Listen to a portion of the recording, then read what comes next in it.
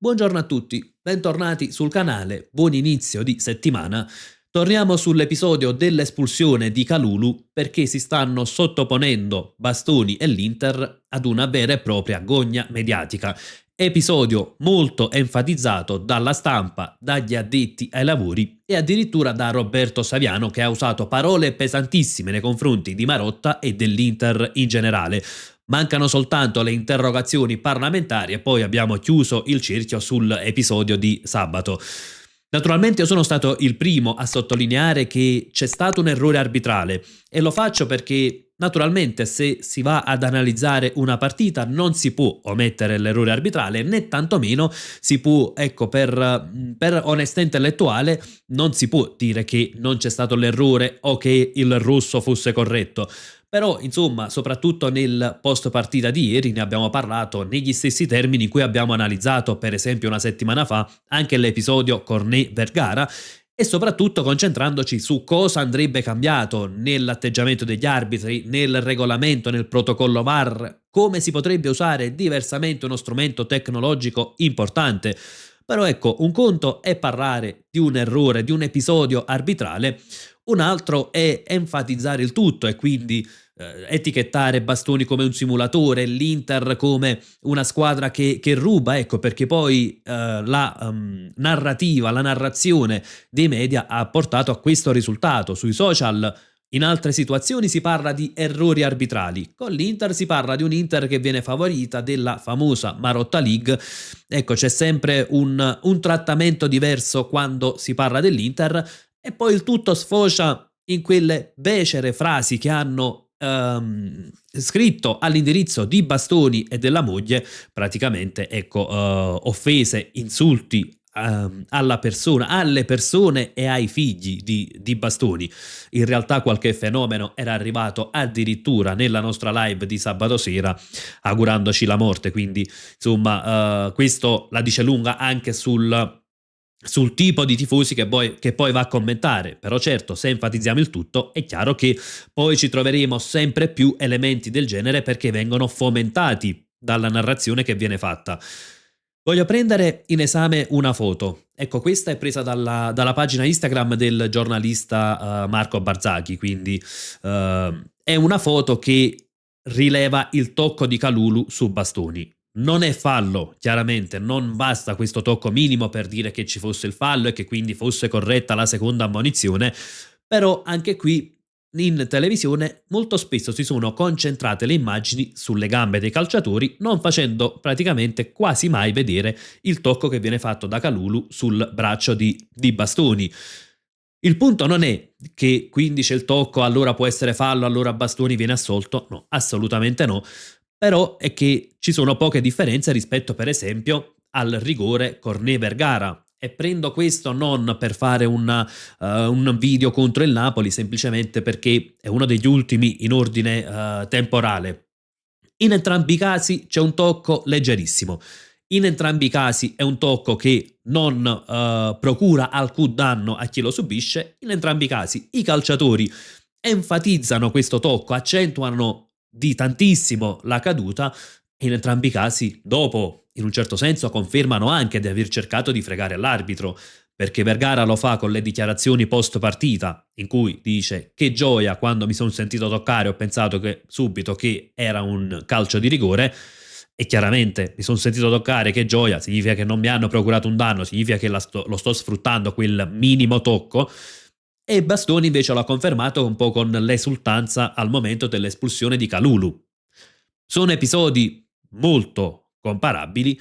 Il punto è che in un caso si è parlato di errore arbitrale e non mai ecco, è stato posto alla gogna mediatica nel calciatore nel Napoli, nell'altro invece si sta un po' esagerando. Ed anche nell'intervista post partita a Conte non viene chiesto dell'episodio Cornet-Vergara, forse perché c'è una sorta di timore nei confronti di Antonio Conte per il tipo di allenatore, per il tipo di risposte che dà ai giornalisti. A Chivu viene espressamente chiesto.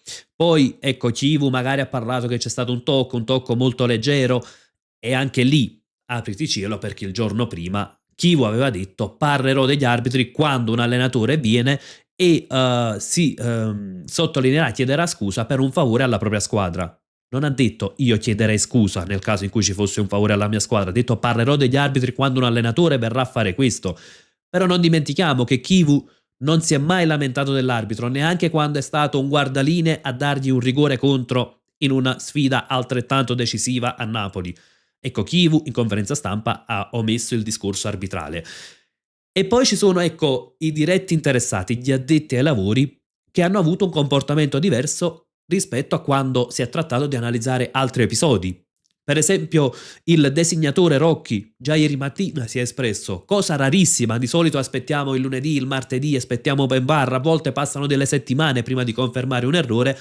Rocchi invece già si è espresso sottolineando l'errore, sottolineando che Bastoni ha simulato. Ecco, Bastoni avrà anche simulato, ma Rocchi dovrebbe lavorare sulla classe arbitrale, su come viene utilizzato il VAR. Ovviamente sul protocollo ci può fare poco, ma avrebbe tanto da lavorare piuttosto che puntare il dito. Sabato sera si erano espressi anche Comolli e Chiellini, e lo stesso Chiellini ha parlato questo non è calcio, viene alterato il risultato di una partita, insomma tante squadre si lamentano ogni settimana, ha parlato della classe arbitrale, ma il caro Chiellini che viene a dire questo non è calcio, forse non ricorda cosa ha fatto in carriera e i vantaggi che ha ricevuto dagli errori arbitrali. Perché ecco, partiamo un attimo da questo. Questa è una frase che lui ha scritto nel suo libro Io Giorgio, la biografia. Anch'io in campo sono un gran figlio di e ne vado fiero. Le malizie fanno parte del calcio, io neanche le chiamo scorrettezze. Per sopraffare l'avversario devi essere furbo. Ecco, in altri contesti si parla di furbizia, con l'Inter invece si parla di malafede. E lo stesso Chiellini forse avrà dimenticato il gol di Montari che gli ha permesso di vincere lo scudetto con Conte, avrà dimenticato il famoso Pjanic-Rafinha in cui poi lì si dice che una grande Juventus vince il campionato, sì, ma lì c'era un secondo giallo clamoroso, se non un'espulsione diretta, fu un intervento praticamente da karate quello di Pjanic su Rafinha. Forse ha dimenticato che c'è un Perisic quadrato in cui è Perisic che si sgambetta che si sgambetta da solo contro Perisic e gli viene assegnato un calcio di rigore che poi permette alla Juventus di andare in Champions. Quindi insomma ce ne sono tanti di casi. Chiellini dovrebbe avere anche un po' la memoria più lunga quando poi va a dire che questo non è calcio. Arriviamo poi anche a quello che è stato proprio il clou e sono le parole di Roberto Saviano, che andiamo a prendere proprio con le immagini che lui stesso ha pubblicato. E le leggiamo proprio queste immagini pubblicate in un post. Finché quest'uomo avrà un ruolo nel calcio italiano, tutti avranno la sensazione che i campionati siano falsati. È un'accusa gravissima contro Marotta. Roberto Saviano alle prove? Che le porti alla magistratura a questo punto, se alle prove contro Marotta. Se non ha le prove, questa si tratta di calunnia, perché sta dicendo che Marotta falsa i campionati, ma per dire una cosa di questa bisogna avere appunto le prove. La rabbia di Chiellini ieri sera sembra la rabbia di chi sa come funzionano le cose con Marotta. Il campionato italiano oggi è falsato e seppure l'Inter lo vincesse non varrebbe nulla. Questo è chiaro che è un discorso da tifoso, non è un discorso da chi ha in mano delle prove, da chi vuole fare un'indagine. Seppure l'Inter lo vincesse non varrebbe nulla. Però il caro Saviano lo scorso anno non ha detto che il campionato del suo Napoli non valeva nulla, nonostante c'è un errore in Inter-Roma che nega un calcio di rigore al 90°, un errore in Milan-Inter che nega il rigore su Thuram e sparisce l'audio VAR. Ci sono tantissimi episodi anche contro l'Empoli, contro il Lecce. Lo scorso anno ci sono stati tanti episodi contro l'Inter, però nessuno è venuto a dire che il Napoli ha rubato il campionato o che il campionato del Napoli non valesse nulla. Ecco, se i campionati con Marotta non sono regolari, lo scorso anno il Napoli non l'avrebbe mai vinto il campionato, perché sarebbe stato troppo semplice. Assegni il calcio di rigore in Inter-Roma e l'Inter probabilmente guadagna un punto in più. Alla penultima giornata, quando l'Inter sta per compiere il sorpasso, non dà il calcio di rigore alla Lazio per il Mani di Bissek. È vero, è un Mani che si può fischiare, ma se il campionato è falsato, basta dire che Bissek ha il braccio dietro la schiena e quindi non viene assegnato quel calcio di rigore. E quindi cosa succede? I campionati si falsano ad anni alterni solo quando vince l'Inter? Proseguiamo coi post perché non è finita certo qui. Poi aggiunge, non è un attacco agli atleti né ai tifosi, sono loro le prime vittime di un sistema che non riesce mai a essere trasparente fino in fondo. Finché certe dinamiche resteranno intoccabili, i campionati non saranno mai davvero normali. Però quello dello scorso anno magicamente lo era allora. È l'ennesimo episodio che coinvolge l'Inter, mentre la curva nero-azzurra è ancora scossa dalle tensioni. L'episodio che ha riguardato Audero ne è probabilmente una conseguenza che il sistema calcio italiano ha fatto finta di non comprendere.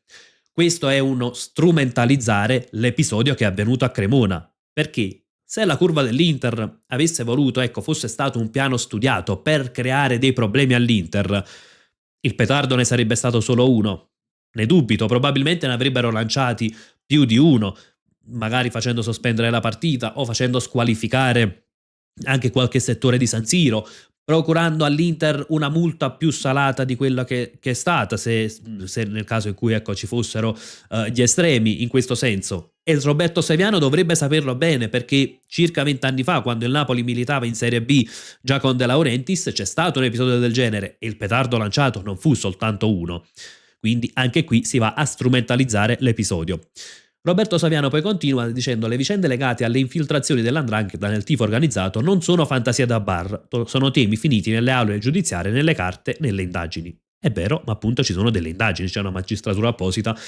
Sui rapporti con la società FC Internazionale Milano, il punto centrale è contenuto in un passaggio preciso di un provvedimento giudiziario. La giudice scrive: le indagini svolte hanno evidenziato che la società interista si trovava in una situazione di sudditanza nei confronti degli esponenti della Curva Nord, finendo di fatto per agevolarli, seppur obtorto collo. Ok, quindi c'è una magistratura, c'è un giudice che si è espresso, ci sono delle indagini. Roberto Saviano a questo punto non sta mettendo in dubbio soltanto il campionato italiano o l'Inter, ma sta mettendo in dubbio tutto il sistema giudiziario italiano. Per fare questo, ribadisco, ci vogliono delle prove concrete. Poi si dice: qui non si parla di Inter contro altri, non è una questione di colori, il problema non è il calcio è la manifestazione del problema. In un paese normale certe domande avrebbero già trovate risposte definitive. E conclude poi: chi prova a raccontare queste dinamiche viene spesso sottomesso da accuse di faziosità. Nel calcio italiano le condizioni normali sembrano l'eccezione e finché sarà così ogni vittoria sarà accompagnata da un'ombra. Ecco, io dico, prima ha fatto un post fazioso perché ha fatto un post contro l'Inter dopo l'episodio arbitrale, quindi strumentalizzando, enfatizzando l'episodio arbitrale di Inter-Juventus e l'episodio di ciò che fece la curva, un esponente, un ragazzo, non sappiamo neanche se è esponente della curva perché ci sono comunque versioni differenti, ma un ragazzo, si parla di un petardo lanciato. Se si enfatizza in questo modo contro una squadra e si omettono invece i torti che la stessa squadra ha ricevuto lo scorso anno, mi sembra un post alquanto fazioso. Alla fine concludo anche con un altro aspetto. Si sta parlando di una simulazione come un qualcosa di assurdo, un qualcosa di inaccettabile. Purtroppo, come ha detto Kivu, questo è il calcio da 100 anni e nella storia del calcio troviamo tantissime simulazioni. Troviamo per esempio la famosa monetina di Alemao, sul quale la curva del Napoli ha fatto anche un coro col massaggiatore storico che dice ad Alemao di non rialzarsi, e il Napoli ha la possibilità poi a quel punto di vincere la partita a tavolino. C'è un gol che finisce in porta, viene tirato fuori 1,5 metri dalla porta, il famoso gol di Montari, e la Juventus ci vince uno scudetto in quel modo. Se guardiamo l'ultimo campionato, c'è Saelemaekers che accentua, c'è Vergara, c'è Bastoni, c'è lo stesso Parisi sabato che accentua e di molto. Purtroppo la simulazione, il cercare di fregare l'arbitro e l'avversario fa parte del calcio. È bello da vedere? Sicuramente no, sicuramente non è bello da vedere. Sono stato il primo a dire che non è stato bello il modo in cui ha accentuato Bastoni. Il problema è che però non si possono usare due pesi e due misure. Se accentua un altro calciatore oppure se accentua un calciatore dell'Inter. E quindi oggi bisognerebbe soffermarsi su come evitare che queste simulazioni procurino dei vantaggi, soprattutto perché a differenza di 20 anni fa, oggi c'è lo strumento tecnologico che può aiutare tantissimo gli arbitri, e con lo strumento tecnologico, se usato bene, queste simulazioni in primis non le premiamo e poi possiamo punirle. Appunto, ecco, è questo che bisogna fare. Punire queste simulazioni, non premiarle, non mettere poi il calciatore alla gogna mediatica a causa di un errore arbitrale e di un protocollo VAR, perché se questi sono gli arbitri del VAR, i calciatori ci proveranno sempre a fregare l'arbitro. E purtroppo è questo il calcio, non possiamo farci nulla. Concludo anche con l'ultimo aspetto. Qualcuno ha detto che Bastoni non deve essere più convocato in nazionale. Benissimo, ci può pure stare, ma se lo stesso metro di giudizio venisse usato con tutti.